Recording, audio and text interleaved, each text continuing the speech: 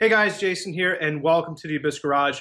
Today's video is going to be again on the Shovelhead FLHS, Dad's bike, better known as, if you'll say.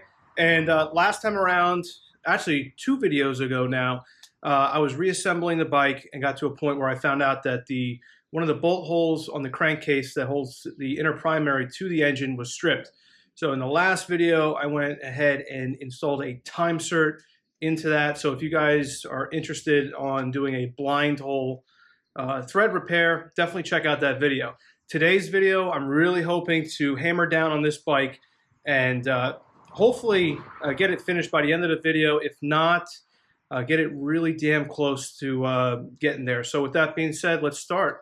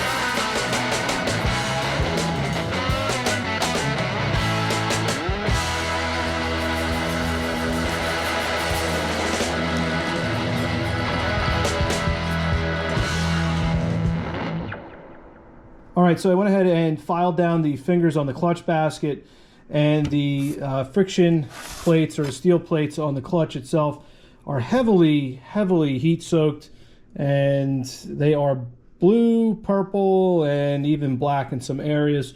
So there was a lot of heat in this, and so for less than 20 bucks, I think it was like 18 bucks, I was able to get these sanded down as best as possible. So I went ahead and picked up a piece of sheet glass and 150 grit sandpaper, Now I was trying to keep light pressure on the plate itself, because obviously this glass will deflect a little bit, and I'm trying to avoid that because I want to keep the plate itself flat, relatively flat. And I was using stitch weld magnets here and able to push the plate itself forward and back to get it sanded down back to this nice surface here. So I got one more to go, and we'll get everything cleaned up and then reassemble the clutch, and just be one more step closer to getting this thing finished.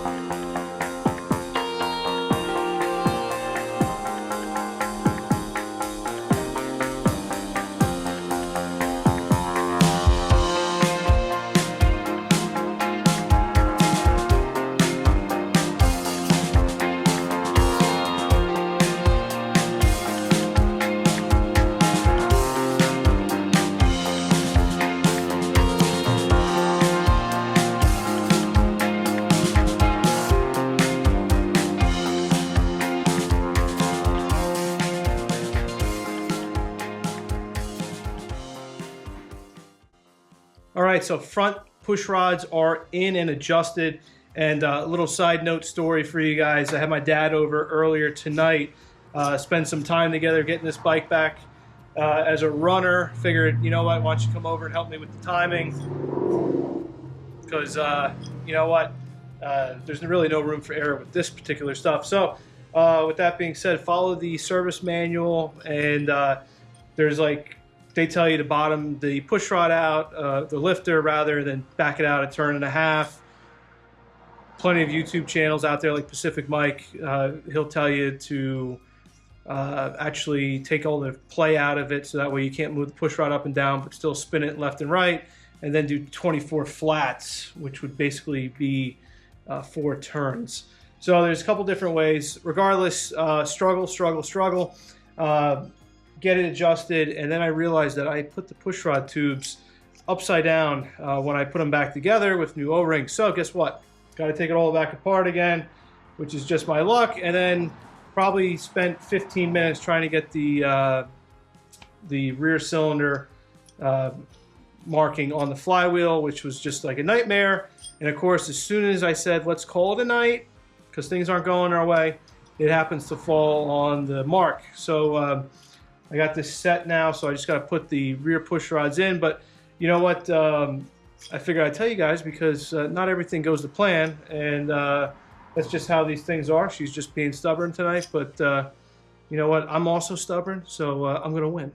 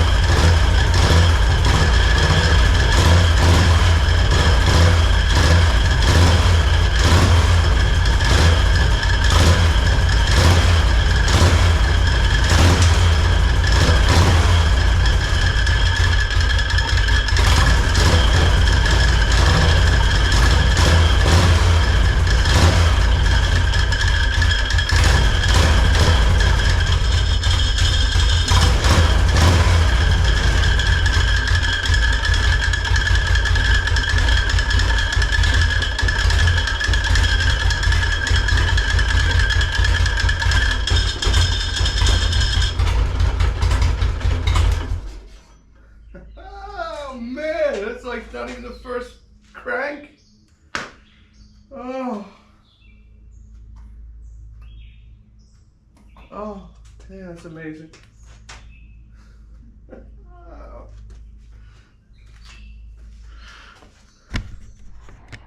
All right, so that was amazing that this bike is running. I cannot believe you guys. I cannot believe that this thing fired up with basically the first tap of the starter button. Hopefully it got it on camera of how genuinely surprised I was. I really wanted to fire this bike the last night, but I knew that I had just like a mountain of tools to clean up, so it was better just to wait and just give a bike a once over this morning. So I knew this bike was going to sump on me. And that's just nature of the beast. The check ball will stick a little bit, especially this bike's been sitting for, I want to say, at least a year now, or coming up on a year, about a year actually. So it's a nice feeling that this thing is fixed. So I'm probably gonna get yelled at here for airing out laundry. But as I've mentioned before, I've been under a time crunch, and I've mentioned that throughout the videos. And that's because my father's got stage 4 cancer, and you know, that's why it was really important for me to get this bike done as soon as possible, you know, for him, because, you know, he tells me all the time that this is his favorite bike. So that's why it was really the push to get this thing done. Yes, I have a couple things to tidy up on this bike. Some wiring on the cluster itself, which is no big deal. I think I can just improve it on there a little bit, refine it. One wire is a little too long. That's just a little annoyance on my end. I got to put the front brake on, bleed it, and the front fender. So really, that's not a big deal. I mean, this bike runs, so that's beautiful news to me. And it's funny, you know, what started out as just let's tear it apart and do a frame repair, turned into paint, which turned into shock bushings getting replaced. 2 spokes on the rear wheel were broken. 2 rotors. Sets of, you know, pads front and rear, obviously brake fluid, it's not a big deal. New cable, sanding the discs down. I mean, I could go on and on. Oh, rocker box gaskets, lifter box gaskets, you know, so there was it kind of snowballed, you know, things that I can't just let go. But it's an amazing feeling, it really is. And it's even better, it's the 4th of July, so I'm gonna go get cleaned up, and I'm gonna have an awesome rest of the day, because it is the morning right now. It's like 9 o'clock, somewhere around there. So what a great feeling, and I'll see you guys around for the next video in the Abyss Garage, and take care, guys.